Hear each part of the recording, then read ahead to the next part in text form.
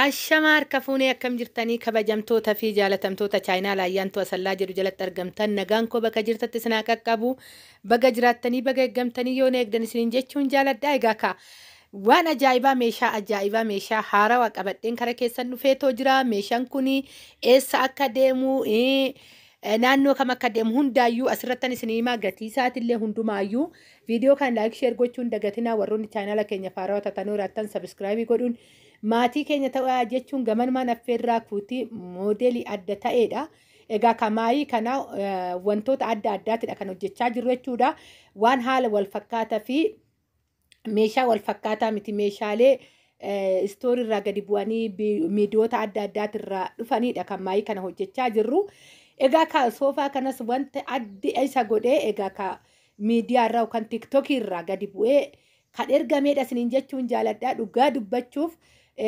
Abbaan erge sun as jala jira ni argaa meeshaa ofiitidha.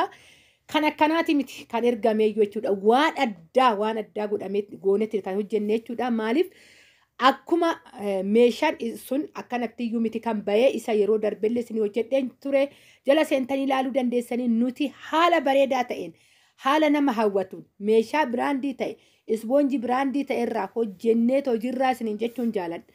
Maaliif warroonni ammallee yoo barbaadan inni guddaan bicha maaliin of danda'uudha. Humna ofii ilaalanii dhufuudha malee feetan waan feetanirraa buustanii ergachuu dandeessan. Nuti itti daballee bareechinee tolshinee haala sirritti nama simatu simannaa ijaa qofa osoo hin ta'in meeshaa boru itti bulan itti namas eebbisaatti jiraatan goonee hojjennee baasnaa. Kun ragaadha kan tanaan dura garis ragaadha. Ispoonjiiwwan isaanii jechuudha meeshaaleen isaanii miidiyeessiin akkasuma kan irraa hojjetamu kan akka algaa ta'u kan akka teebilii haa ta'u warroonni tanaan dura galillee ragaadha jechuudha. Ammas kun waan ajaa'ibaatidha jechuudha. Kan ta'ee hojjetamee soofarraa eegalee tiibistaandirraa eegalamee meeshaan obboleettii kanaa mana guutuudha. Hababaan iyyuu nafne jechuudha. Hatta kan biraati miti inni hixaanni itti naqameetoo sinii fuuldura taa'uyyuu odoo nafin jechuudha mana guutuudha. Kan obboleettii kanaa kan galee viidiyoo kanaa obsaan dhaggeeffadha.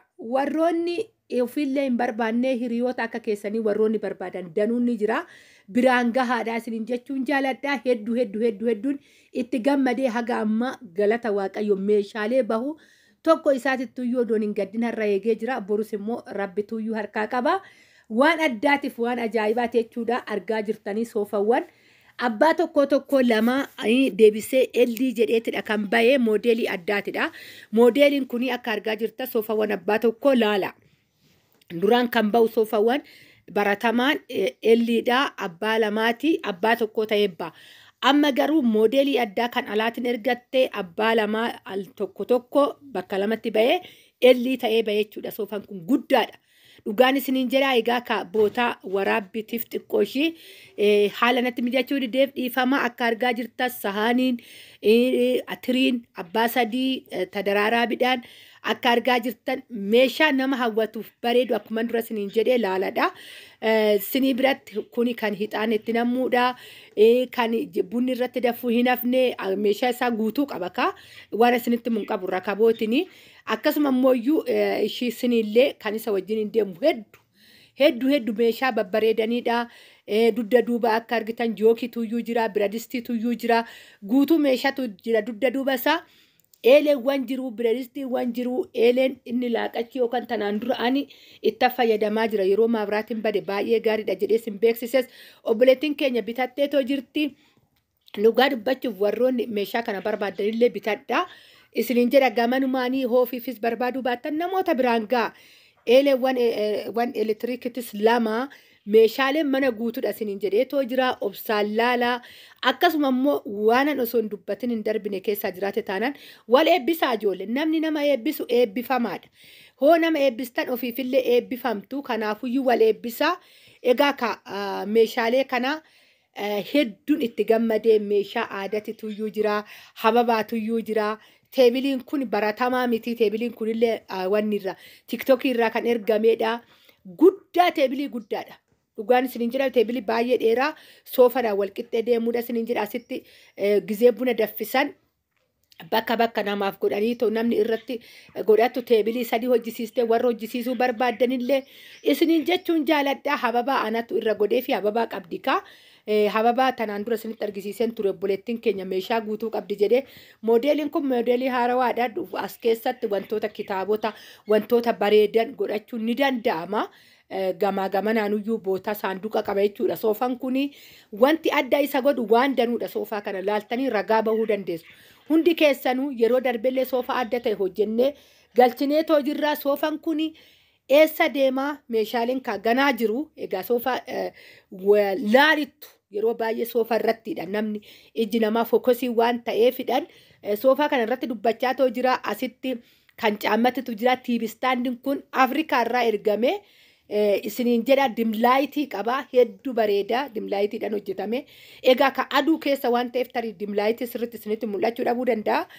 Yoo nuu danda'ame meeshaa kana manatti ni waraabna manatti nutu deemee galcha waan ta'eef tarii yoo galgalaa'uu baate yoo sa'aatiin isaa bareeda ta'e ni waraabna ni ilaaltu akkamitti dimlaayitiin isaa bareeda kuni warqaammaa karariidhaan hojjetame kan madandaraan kunii fi kan caammaa kun jechuudha hedduu bareeda asitti eelee lamatu iyyuu jira. Kun manuma tokko deema. Meeshaaleen kun eessa deema? Magaalaa Asallaa galaa isiniin jechuun jaaladha. Akkasuma asitti komii qabu ijoolleen bakka feetanitti miidiyoota feetanirratti afaan feetanii yoo hojjisiifattanii naannoo adda baasaa sirriitti itti himaa tiktokii wayii naa ergitan asumaan akka komiitiitti kanan dubbadhu.